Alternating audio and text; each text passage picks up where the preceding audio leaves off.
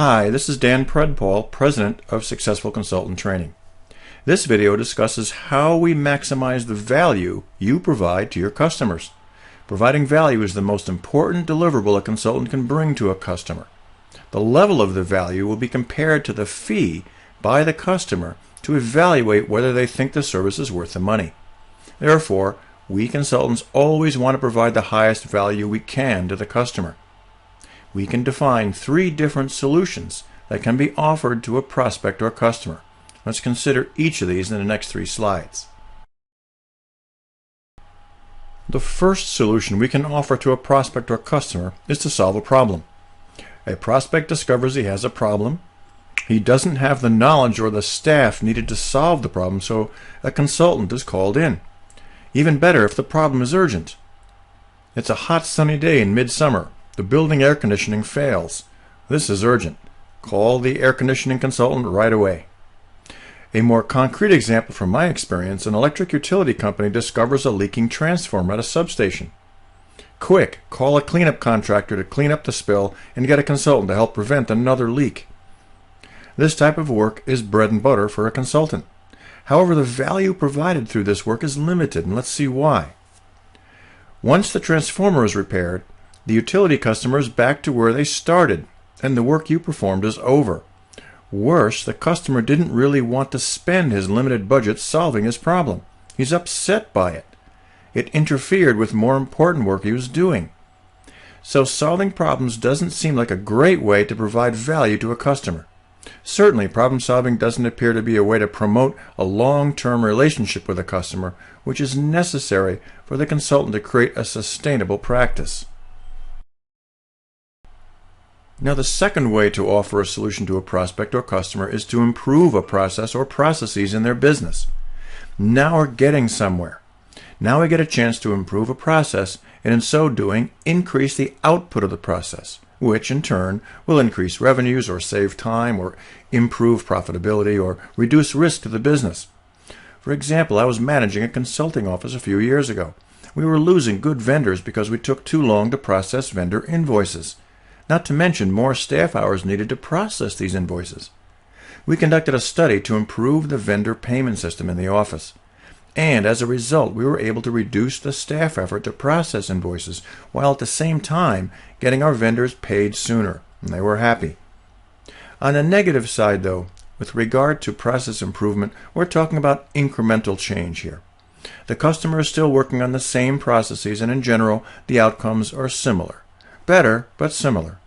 Also, when we suggest to a customer that they should improve one of their processes, one of the processes that they own, they're not going to like it much. It shows a weakness in their own systems, and it could be a blow to the customer's ego. This isn't the best way to earn customers for life. The third way to provide solutions to prospects and customers is to uncover an opportunity for real change. By this, we mean create new systems, for example, or start a new business division, or innovate your service offering to make it much better and much more appealing to your customers. Adopt a new system for marketing that enables you to closely monitor progress and make alterations to optimize your overall marketing effort. In my own situation, I was locating power plant sites for utility clients. I created a new process for site selection I called OptiSite, which applied advanced geographical information system technology, artificial intelligence techniques, and decision analysis methods to locate the best sites, not just acceptable sites, but the best sites for new power generation projects. And this is what I would call an opportunity. Exploiting opportunities involves substantial change, and in so doing, brings substantial new benefits to the customer that were not available before. Opportunities provide the consultant with the best method to provide the highest value to the customer. Opportunities will endear you to the customer. They'll want you back. And this is where you want to be as a consultant. Wanted. Now, as we just mentioned, consultants typically perform one of the 3 tasks shown on this slide: problem solving, process improvement, and exploiting opportunities. What's the motivation on the part of the customer to do this? Which of these should the consultant focus on? Well, we answered that at the end of the previous slide. With regard to problem solving, our customer is responding to a need, and preferably to an urgent need. Yes, we have motivation here, but it isn't very strong. The customer might say, well, I guess I have to do this. With regard to process improvement, the motivation is akin to a duty or a responsibility. Yes, there's a motivation to act here too, but once again, the motivation is rather weak in strength. And finally, we have opportunity. The motivation here is desire. Desire is the strongest motivation of all. Desire is connected to emotion, not a rationale or a justification. Emotion is the biggest driver of decisions in customers, and everyone else, as a matter of fact. So we want opportunities. As consultants, we must look for opportunities. So how do we find them?